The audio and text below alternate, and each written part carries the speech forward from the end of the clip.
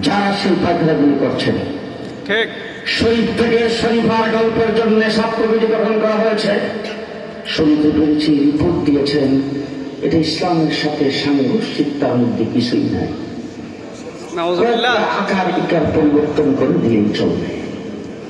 পরিষ্কার ভাষায় বলতে চাই, 92% মুসলমানের দেশে মুসলমানদের ট্যাক্সের পয়সায় পরিচালিত স্কুল কলেজ ইউনিভার্সিটিতে মুসলমানের সন্তান পড়বে, উজুর ফরজ জানবে না, গোসলের ফরজ জানবে না, হালাল হারাম জানবে না, তা হতে পারে না। প্রত্যেকটা স্তরে ইসলামী